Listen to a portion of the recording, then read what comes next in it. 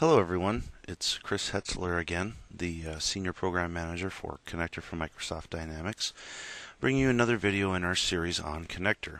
Today we're going to be looking at how we add a field from GP Web Services to the mapping UI of Connector and enable data to move in and out of that field. So first, let's take a look at what we have out of the box with Connector on the sales order to order map. So we're looking at a GP 2010 sales order to CRM 2011 order.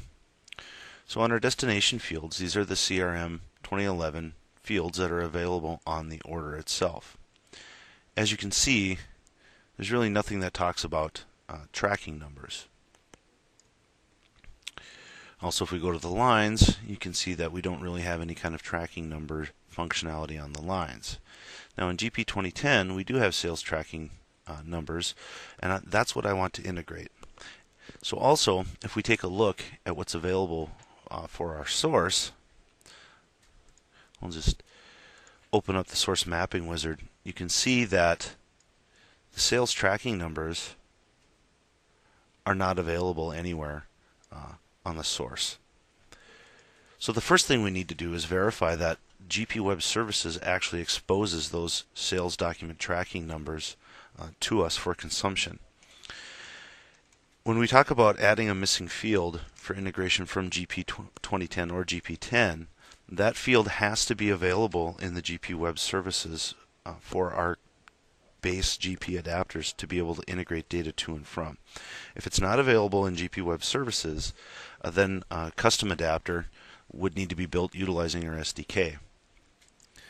So I'm going to go in to the Dynamics GP Web Services reference guide. We're going to go ahead and go down to the sales document class and see if that field is actually available, and for some reason it's just not exposed on my object provider for the sales order coming out of GP. So there's sales order. If we scroll up and just find sales document, that's going to be right here.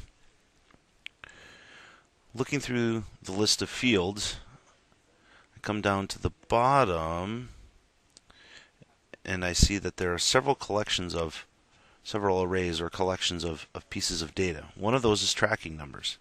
So the tracking number is definitely available on the GP Web Service. It's just not currently exposed by the sales order object provider. If I drill into that type, we see on the sales order header, it's an array of sales tracking number. So the objects in that array are of type sales tracking number. If we drill into sales tracking number, we'll see there's two properties. There's a key and a delete on update property. If we drill into the properties on the key, there's the ID. This is going to be the information that I want to pull out from the sales document tracking number. And then there's also a sales document key, which ties this tracking number back to the header. Now in this demonstration, I just want to, there's a collection of sales document tracking numbers that is a return from GP, but I just want the first one in that collection. I don't want all of them. I'm just going to be mapping the first one into CRM. So now that I know that the information is available, I'm going to go ahead and customize CRM to have a field on the sales order header to map this data into. So I'll go ahead and launch CRM. And now that CRM is up and running, we'll come in and we'll take a look at the order form in CRM directly. We'll just click on New here. So I'm going to add a tracking number field right here below currency. So we'll go to the Customize tab. The first thing I need to do is actually customize the entity, so there's some place for CRM to store this information. Click on Customize Entity. We'll go to Fields, and we'll add a new field.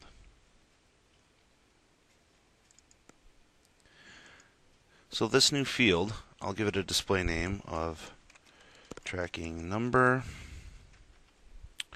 I'm going to go ahead and lowercase the unique name. I certainly wouldn't have to, but for this example I'm going to. We'll accept the defaults for everything else. We're going to change the maximum length to 256. We'll go ahead and save and close. Now that field has been added to the sales order header. I'm going to go ahead and close this form. Now I actually want to customize the form to expose that field. So if we scroll down, we'll see tracking number is now available for us to add. We'll go ahead and add it to the header form right there. Save. And we'll go ahead and publish that.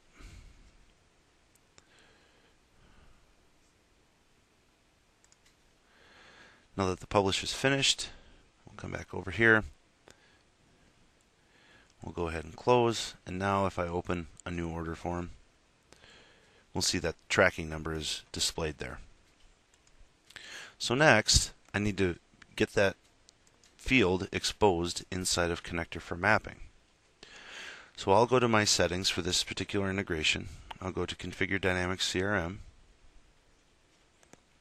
This brings up the configuration utility. I need to enter the administrator's username and password here.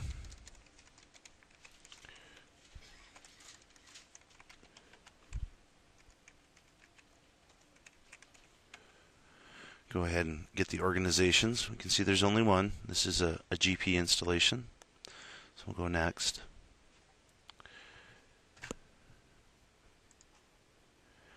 Now we need to select the entities that we want to generate configuration information for. I don't want to redo all of the defaults. I just want to generate information for the order entity. And I don't want to run the complete configuration utility. I just want to generate the metadata we need for the sales order. So I'll go ahead and choose to skip, click Next, and then Configure.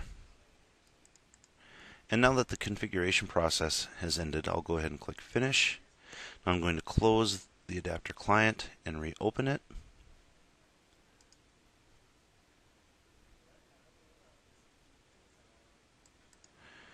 Now that the connector client is open, we'll navigate to the sales order to order map. And if we scroll down, we'll see that tracking number has now been exposed on the CRM entity. So our next step is to utilize that GP Web Services help file to enable us to customize the sales order object provider configuration for the GP adapter. To do that, we need to start our favorite XML editor. In this case, I'm going to be using Visual Studio, but you could use whatever tool of choice you have for editing XML. The object provider config files are just XML files. Once I'm in Visual Studio, I'll go ahead and open up the GP sales order object provider configuration file. So if we actually browse back out here just a little bit, we'll see under Program Files x86, we'll go into Microsoft Dynamics, then Microsoft Dynamics Adapter. This is the actual connector installation directory. We'll move into the adapters folder. We'll go into GP 2010 and then into the object config folder. Here's our sales order object provider configuration file. We'll go ahead and open that up.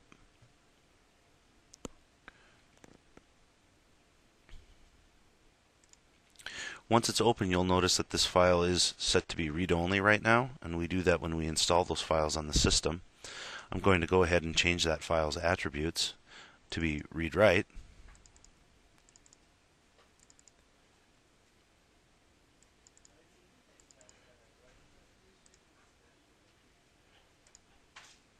There we go. Apply that change, close it, and now you'll see that the file is actually writable. Now, one of the best ways to modify these files, if you're doing the modification by hand, which you have to do for GP, is just by copying and pasting from other fields that are similar. So if we take a look back in our GP Web Services help file, we'll see that tracking numbers is an array of sales tracking number, and it's very similar to these array of sales document tax fields.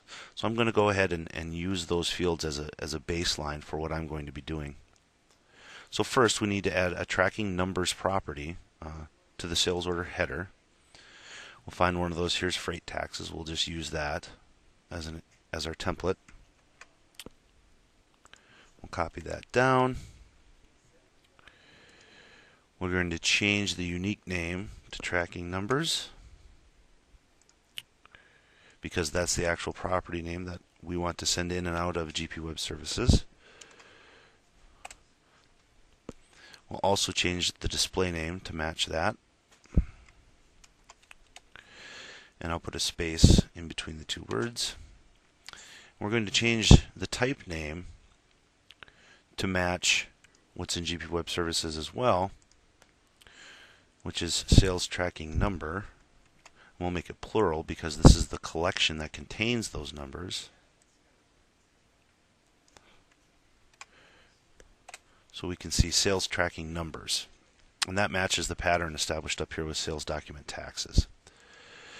So now, if we find where sales document taxes is defined, here's the actual collection definition for sales document taxes. And then you can see each item in that collection is of type sales document tax. So right below the collection definition is the definition of the individual type within that collection. So I'll copy the collection definition and the type definition. I'm going to paste them right above. And now we'll go ahead and update this to reflect the sales tracking information. So again, sales tracking number is what's in the collection. And I named the collection the same, just with a plural. So sales tracking numbers. We need to put the type definition here in the CLR definition. So the CLR type name is the fully qualified name in the GP Web Service proxy of this type, and then the brackets show that it's actually an array of that type.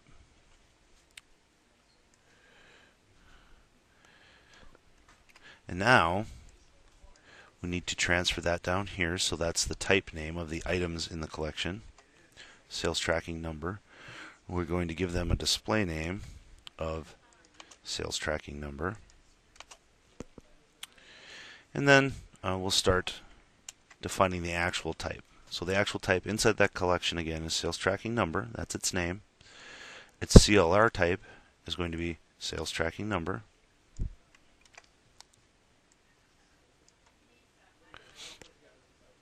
And none of these fields are applicable, so I'm going to delete them.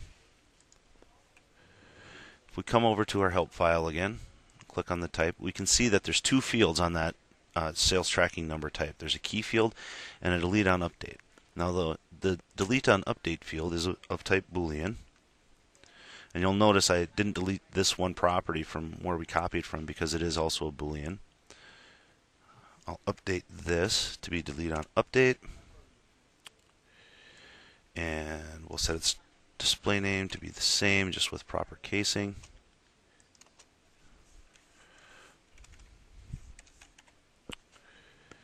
Now we need to add the key field. I'm going to copy a key field definition from another area, paste that in. The unique name is actually key. Its type is going to be sales tracking number key.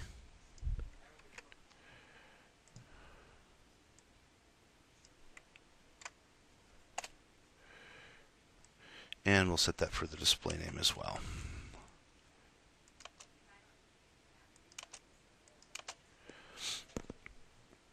So lastly, we need to define this type, the sales tracking number key. Easiest way to do that again is to copy and paste from another field. And we'll actually just use this as an example, line key. Paste it right below there. So its type name is going to be sales tracking number key. That's also the CLR type in the proxy. So a lot of cutting and pasting. to get this work done. So now if we go into the type definition for sales tracking number key, we'll see it has two properties, ID, which is a string, and a sales document key property, which is of type sales document key. So we already have, because I copied from the sales line key, we already have sales document key defined here. So we'll leave that. We'll change the line sequence number definition to be ID. Its type is system string.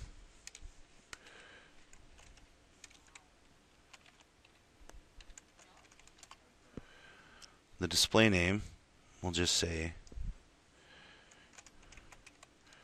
tracking number.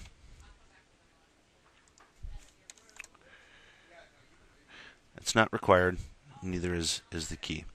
Now sales document key is already defined in this object provider config, and I know that because I copied it from another complex type definition. So we can go ahead and save this file. Close out of our XML editor. We don't need the GP Web Services help anymore. I'll close down the connector client and reopen it. Now that the connector client is back open, I'll go ahead and go to the sales order to order node. Come back down to our tracking number field here. And now if we take a look from our source, we can see that sure enough there's now a tracking numbers collection exposed that is of type sales tracking number. Those sales tracking numbers have a delete on update property and a sales tracking number key property. And that key property has a tracking number and a sales document ID. And the sales document ID actually has a sales order ID. What I'm interested in here is this tracking number.